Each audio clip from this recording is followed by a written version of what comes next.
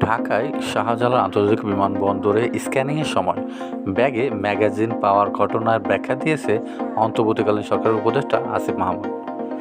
তার ব্যক্তিগত ফেসবুক অ্যাকাউন্টে দেওয়া ব্যাখ্যায় আসিফ মাহমুদ বলেন, প্যাকিং করার সময় অস্ত্রসহ একটি ম্যাগাজিন বাসায় রেখে এলেও ভুলবশত আরেকটি ম্যাগাজিন ব্যাগে নিয়ে যায়।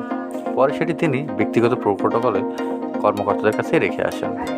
উল্লেখ্য, মরক্কোর মারাকেশে অনুষ্ঠেয় ওআইসি ইউথ ক্যাপিটাল ইন্টারন্যাশনাল প্রোগ্রামে অংশ নিতে রবিবার ভোরে আসিফ মাহমুদ শাহজালাল আন্তর্জাতিক বিমানবন্দরে দেশত্যাগ করেন।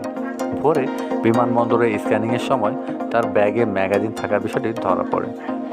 রাতে আসিফ মাহমুদ ফেসবুকে এই বিষয়টি ব্যাখ্যা দেন। তিনি আর বলেন, নিরাপত্তার স্বার্থে আমার লাইসেন্স করা বৈধ অস্ত্র আছে। গণ অভ্যুত্থানের নেতৃত্বের উপরে যেভাবে হত্যাচেষ্টা চালানো হয়েছে কয়েক দফা, তাতে রাখাটা স্বাভাবিক। যখন সরকারি প্রোটোকল বা সিকিউরিটি থাকে না, তখন নিজের এবং নিজের পরিবারের নিরাপত্তা নিশ্চিন্তে উদ্দেশ্য লাইসেন্স অস্ত্র রাখা যায়। আসিফ মাহমুদ বলেন, মরক্কোর মারাকাশে অনুষ্ঠেয় ওআইসির ইউথ ক্যাপিটাল ইন্টারন্যাশনাল প্রোগ্রামে অংশগ্রহণের জন্যই ভোর 6:50 ফ্লাইট ছিল।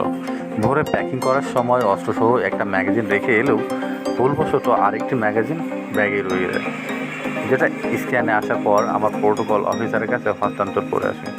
বিষয়টি সম্পূর্ণ আনইন্টেনশনাল। শুধু ম্যাগাজিন দিয়ে আমি কী করবো ভাই?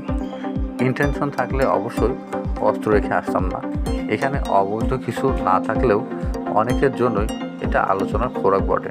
সংবাদ মাধ্যমকে চাপ প্রয়োগ করে এই বিষয়ক সংবাদ ছড়ানোর অভিযোগ অস্বীকার করেছে আসিফ মাহমুদ। তিনি বলেন, চাপ দিয়ে নিউজ ছড়ানোর অভিযোগ সম্পূর্ণ মিথ্যা। এই ঘটনার পর আমি টিমসহ টানা 10 ঘন্টায় ফ্লাইটে ছিলাম। ট্রানজিটে নেমেও দীর্ঘক্ষণ পর অনলাইনে এসে দেখতে পাচ্ছি যে এত কিছু ঘটে গেছে।